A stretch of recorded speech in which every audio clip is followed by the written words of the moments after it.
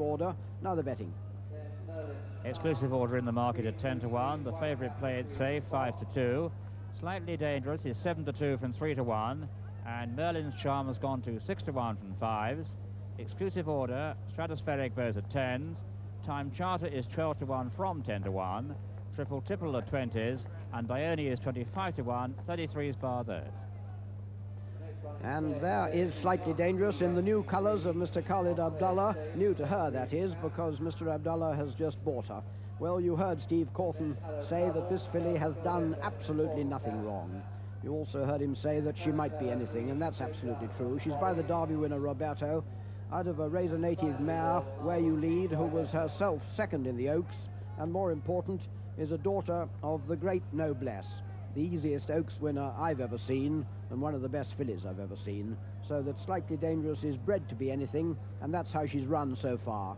She's won both races, one as a 2-year-old and one this year, very easily indeed. She really quickens when Steve asks her. She did at Newbury to beat Zinzara, cruised home that day with Stratospheric a long way behind. She's certainly my fancy of the English fillies, and I'm full of hope that she'll keep the French at bay. Number 12, Slightly Dangerous. And there in the Sangster colours is Barry Hill's second string, and who knows, Pat Eddery might easily be a lucky man today. You saw Merlin's Charm running that fine race against Chalon. Steve Cauthen felt the draw was against her, and so it was. Anyway, she ran a real good race, and it's entirely possible. There's nothing between them at home, these two, Slightly Dangerous and Merlin's Charm. They neither of them work very well at home, as a matter of fact. But Pat Eddery might easily be a lucky man in the familiar colours of Mr. Robert Sangster. Number 7, Merlin's Charm. And there in the hard colours is On the House. She ran in that Ladbrokes Nell Gwyn Stakes behind Merlin's Charm and Triple Tipple, just in front of Warm Hearted. With On the House, I would have thought that stamina is the problem. She's by Be My Guest out of a Lorenzaccio mare. She was very fast indeed as a 3-year-old, won some really good races, but in the William Hill Cheveley Park on this course, in my view, she didn't quite get the trip. She looked like winning about a half a furlong from home, but was then outstayed by the Irish filly Woodstream. So for me, there's a very big doubt whether number 8, On the House, on the right of your picture there, whether she will get the trip. So that's On the House going down. Well, this is maybe a classic race, but it's also a very big betting race. So let us join our Harrovian tricycle riding correspondent in the Silver Ring, John McCready. Of course, racecourses are hotbeds of rumours and gossip. You come here and you're told that so-and-so fancies it a bit, or stories of extraordinary gallops. But bookmakers have a different view of a race. They're looking for horses that aren't going to win, not picking winners, trying to find the losers so they can get our money out of us. Now, this is a different art, and one of the finest men in the ring at doing it is Tattersalls bookmaker David Saffer. So I've come to him to see how he's making his book today. Now, remembering, David, that the 28 favourites have won the 1,000 Guineas this century, do you regard Play It Safe as value at 9-4? Well, I always think fillies races are very, very difficult, John, in as much as that until they've proven themselves for the second season, it's a very, very difficult medium. Invariably, the weather has an adverse effect on fillies. If you get a cold, damp day like today, they can lose their form overnight. Now, obviously, Lester Pigot's riding Play It Safe. If he was on exclusive order, the other French filly, would she be favourite? There's a possibility. I mean, literally on the form book back in France, there's a guideline to the form of the favourite and exclusive order, in as much as both of them have met a filly called River Lady. And there would possibly be about £7 difference, strictly on a literal interpretation of the form in France. Just one, and the next pair are Merlin's Charm and Slightly Dangerous. Are you influenced that Steve Cauthen's gone for Slightly Dangerous?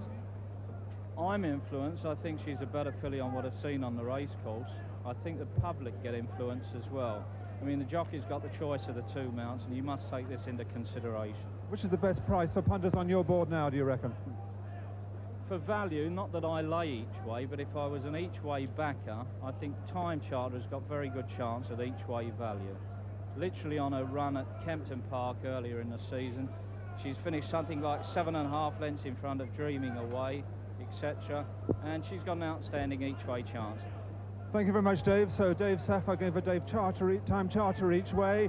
The bookmakers here, they're play it safe very heavily for professional money. Slightly Dangerous has been well back too. But apart from that, there's not too much money in the ring. Right, let's have a look at the whole betting situation. Play it safe, the 5-2 favourite. Slightly Dangerous has gone to 4-1 from 7-2. Merlin's Charm is 6-1 from 5s. Exclusive Order and Stratospheric both at 10-1. Time Charter at 12s. TIPPLE is 25-1 from 20s. Dione also at 25-1. And Celestial Path at 25s from 33s. And 33-1 bar those. Well, there's Time Charter. Willie Newnes riding in his first classic race on Time Charter for Henry Candy. Well, she won her first race very easily indeed, Time Charter, and Bruff Scott talked to Henry Candy about her early on. How do you rate? Well, I would give her a good each-way chance, because I think if you have a filly who's very, very well at this time of the year, and who obviously stays the trip, then you have got something to go to war with. And she obviously will be 100% fit, will she? She's very, very fit, yes. She's fit and she's well, and she'll like the ground. And conditions before when she won were already quite soft, that won't matter to her? She likes it, the softer the better, but I think with this drop of rain on watered ground, then I think she'll enjoy the ground. And with a filly like her very fit, will you try and force the tactics like you did at Kempton? No, we'll just let her run her own race. If nothing wants to go on, then she can go on, but if it's a very hot pace, then she'll just sit in behind a few and gradually pick up. And if we're talking to you afterwards, it won't surprise you? No, that's right. Well, that's Time Charter, and I agree with my trainer. She's got a good each-way chance, but no more. Nice filly, though. Irish filly just gone through the picture. That was Celestial Path. There she is, Declan Gillespie on Celestial Path. Well, there are not too many runners in the 1,000 guineas have won at Tralee and Punchestown, but this one has, and Navan too, and she won her only race this season. You wouldn't think she'd be quite good enough, but who knows? Jim Bolger, her trainer, has sprung some surprises before. Number 1, Celestial Path. Now then, another outsider with the stars is God Bless, Walter Swinburn, on this one for Hugh Collingridge. Filly by So Blessed. No real reason to think that she's got any chance whatever. Number 5, God Bless. That's God Bless.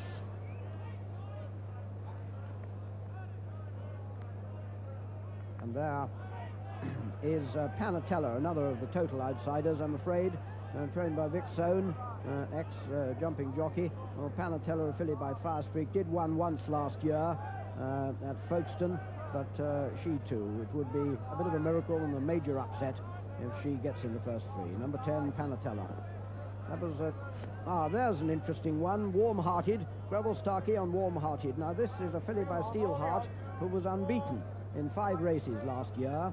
She too ran in that Ladbroke Nell Gwyn that we've seen so often. In fact, finished behind Merlin's Charm and TIPPLE and on the house, but she didn't run all that badly, and she's a filly who finishes in front a great deal more often than not, so I wouldn't be surprised to see her up in the shake-up. Number 16, Warm-Hearted. And there's another interesting one, Glancing, a beautifully bred filly this, by Grundy out of the Patingo mare Splashing. She won 3 times as a 2-year-old, hasn't had a run this season, but Willie Hastings-Bass, I don't think he intended to give her a run before this race. She looks really well, and if she's trained on, well, who knows? She's owned by her breeder, Mrs. Dare Wigan, who's bred some real good winners from this female line. Number 4, Glancing, the mount of Edward Hyde, and you see that Play It Safe is now 9-4 from 5-2. I suppose that's not too bad a price. That's number 16. I beg your pardon, number 6. Hello Cuddles. Well, I've been insulting about Hello Cuddles before in her career. I said she had no chance when she was running in the Scarborough Stakes up at Doncaster against older horses. She proceeded to beat them fair and square, including the very good sprinter Sayaf. Merlin's Charms 13-2 from 6s. So I'm afraid I'll give Hello Cuddles a bonus again, because I don't think she's got much chance today. She's had 1 run this season in the Doncaster Mile, was well beaten in that, but it would be a real surprise if she wins, but she has sprung surprises in the past. Number 6, Hello Cuddles. There's TIPPLE. Now she too ran in that Nell Gwyn Stakes and ran really well in it, was 3rd in fact, beaten quite away by Merlin's Charm. She's got something to find to beat her, but she ran better than On the House and Warm-Hearted. You see, the Play It Safe has now gone to 5-2 from 9-4, slightly longer price. That's Tipple, then the Mount of Tony Ives. There's exclusive order, Maurice Philipperon, a really nice strong filly this. Always a bit of an ordeal for French jockeys riding here on the early mile, but Maurice, a very, very experienced pilot, I wouldn't think he's too worried. Glancing 25-1 from 33s, and as exclusive order and Tipple in the background there walk towards the stands, I'll hand over to you, Rawley Gilbert. Thank you very much, John. Yes, and one more runner than last year when Fairy's Footsteps and Lester Piggott justified favouritism. This is the 168th running of the first classic of the season, the 1,000 guineas, and this is Tipple, going into stall 15, ridden by Tony Ives. She's been out once so far this season, is trained here at Newmarket. That looks like it. The thumbs up from assistant starter Bill Rees, and the starter Dick Smalley says all in, and out they come. And in the early stages of the race, they're well packed with Hello Cuddles and Time Charter, the two early leaders, followed by the favourite for France, Play It Safe. Then in 4 is the outsider Panatella at 200-1. After her, in the red cap, comes On the House towards the outsider Merlin's Charm, and also for France exclusive order. They've come 2 furlongs now, and it's Hello Cuddles with a broad white blaze nearest to the camera from Time Charter. Close up after these two is the favourite Play It Safe and Lester Piggott. Behind her comes On the House, Panatella and Dione. Then after Dione over on the far rails is Merlin's Charm. Then comes Stratospheric. They're coming now inside the final 5 furlongs in the 1,000 guineas, and with Hello Cuddles and Time Charter having led throughout, Play It Safe the favourite in 3rd, and it's back to Graham in the stands. And the second favourite, Slightly Dangerous, somewhere adrift at this stage. Got just over 4 furlongs to go. Time Charter in the lead from Hello Cuddles and Play It Safe. On the far side, Tipple, Merlin's Charm and Dione. Then just in behind them On the House and Warm-Hearted, and then the French one exclusive order getting in closer contention. Then Panatella up on the outside. Hello Cuddles is weakening quickly. Just over 2 furlongs to go. Time Charter in the lead. Time Charter the leader from On the House in 2nd place, and Play It Safe is 3rd, and then Dione coming with a very late run on the very wide outside, Slightly Dangerous, with a furlong and a half to go, and Time Charter has the advantage from On the House.